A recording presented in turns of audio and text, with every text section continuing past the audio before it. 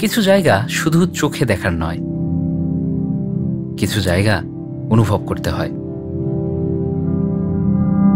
এই নবরত্ন মন্দির শুধুই একটা স্থাপত্য নয়, এটা সময়ের স্তব্ধতা, ইতিহাসের মায়া। একটা এমন জায়গা যেখানে দাঁড়িয়ে থাকলে মনে হয় সমস্ত কোলাহল মিলিয়ে গেছে, শুধু আছে এক গভীর নীরবতা। আমি চুপ করে দাঁড়িয়ে আছি, এখানে কোনো কোলাহল নেই, কেউ কিছু বলছে না, তবু মনে হচ্ছে নীরবতার মাঝেও যেন কেউ ফিস ফিস করে কিছু বলছে। আমি চোখ বন্ধ করলাম, আর মনে হলো এই নীরবতাই সবচেয়ে শক্তিশালী ভাষা, যেখানে সময়ের অস্তিত্ব মিশে আছে, যেখানে ইতিহাস আজও শ্বাস নিচ্ছে। কিছু কিছু মুহূর্ত থাকে যা শব্দ দিয়ে বোঝানো যায় না, শুধু অনুভব করতে হয়, শুধু এই জায়গাটার মায়ায় ডুবে যেতে হয়। এই হচ্ছে নবরত্ন মন্দিরের সৌন্দর্য। এই জায়গাটা আপনাকে এমন এক মায়া দেবে, এমন এক দুর্লভ মুহূর্ত দেবে, যেটা আপনার সারা জীবন মনে রাখার মতো। দেখুন, হিন্দু স্থাপত্য শৈলীর সৌন্দর্য যদি দেখতে চান তাহলে এখানে আপনাকে আসতেই হবে। এছাড়া বাংলাদেশে অনেক জায়গা রয়েছে, কিন্তু এই মায়া, এই স্থান, এই নীরবতা, এটা আপনাকে এখানে ছাড়া আর কোথাও দিতে পারবে না। অনেকেই মনে করেন এটা মন্দির ছিল না, এটা ছিল কোষাগার, অর্থাৎ এখান থেকে তখনকার জমিদার রামনাথ ভাদুরী খাজনা আদায় করতেন এখানে। আবার কেউ কেউ বলে এটা মন্দির ছিল। তো এখানকার কারুকাজ সবকিছু মিলিয়ে একটা ধোঁয়াশা কিন্তু তৈরি হয়, যেটা কি মন্দির ছিল নাকি একটা কোষাগার। এই পাশটাতে আসলে যেটা মনে হচ্ছে যে এটা কোষাগার ছিল। আবার ভেতরের অংশ আপনারা নিশ্চয়ই দেখতে পেয়েছেন, ভেতরের অংশ দেখলে মনে হয় এটা একটা ধর্মশালা ছিল, অর্থাৎ মন্দির ছিল। আপনার কাছে কি মনে হয় কমেন্টসে জানাবেন। আমরা একটা ইউটিউব চ্যানেল থেকে আসছিলাম, ইউটিউব চ্যানেলটার নাম হচ্ছে লেন্স অ্যান্ড ভয়েস।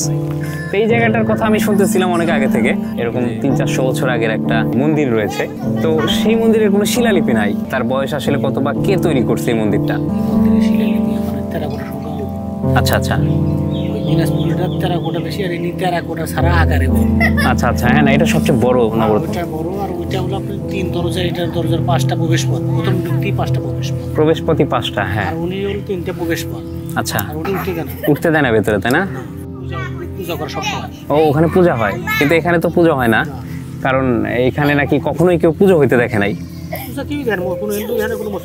দেখে নাই। আমি যেটা বললাম সেটা হলো যে এই মন্দিরের নাকি মানে কে তৈরি করছে এরকম কোনো মানে আনুষঙ্গিক, হ্যাঁ, দিতে পারবো না, না অরিজিনাল তো পাওয়া যায় না। শিলালিপি 500 বছর আগের জিনিসপাতি, মানে ম্যাক্সিমাম 500-700 বছর আগের জিনিস। মানুষকে আহ্বান করব যে এই জায়গাটা যেন ঘুরে দেখার জন্য, কারণ এখানে যে নীরবতা আছে এটা অমায়িক। মানুষকে করতে হবে, আর সরকার প্রধানের কাছে বলতে হবে যে এই জিনিসটা যাতে আপনার আরো, সরকার যদি এনে আপনার 10-40টা স্থান করে গাড়ি পার্কিং, হ্যাঁ, যেমন এখানে পার্কিং এর জায়গা নাই, গেস্ট হাউস দরকার, হ্যাঁ এখানে গেস্ট হাউস নাই, রাইট। সরকার ইচ্ছা করে এখান থেকে রাজস্ব খাতে অনেক ভালো টাকা ইনকাম করতে পারবে। সরকারও আপনার বর্তমান খুবই একটা আছে, চাপের মধ্যে আছে। বহিরাগত বিদেশি পর্যটক যারা আসে, আজকেও আসে, হ্যাঁ দেখলাম তো, আজকে পর্যটক আসছিল। এরকম পর্যটক তো আপনার কালেও আসে, প্রতিদিন আসে, এরকম পর্যটক প্রতিদিনই কম বেশি আসতে এসে। যাক, আসলে জিনিসটা উল্লাপাড়ার শেষ প্রান্তে, রায়গঞ্জের শেষ প্রান্তে। এই নীরবতা, এই সময়ের স্তব্ধতা আমাকে বারবার মনে করিয়ে দেয় আমরা সবাই একদিন কালের অতলে হারিয়ে যাব, শুধু আমাদের কিছু স্মৃতি রয়ে যাবে, ঠিক এই নবরত্ন মন্দিরের মতো। আপনিও যদি কখনো সময় থেকে একটু দূরে যেতে চান, যদি হারিয়ে যাওয়া কোনো অধ্যায়ের ছোঁয়া অনুভব করতে চান, তাহলে একদিন এই মন্দিরের উঠোনে এসে বসুন। হয়তো এই নীরবতার মাঝেই আপনি খুঁজে পাবেন আপনার সেই দুর্লভ মুহূর্তটি। আজকের মতো এখানেই চলে যাচ্ছি। আপনারা দেখছেন লেন্স অ্যান্ড ভয়েস। আমাদের চ্যানেলটিকে সাবস্ক্রাইব করুন। দেখা হচ্ছে নতুন কোনো জায়গাতে, নতুন কোনো গল্প নিয়ে।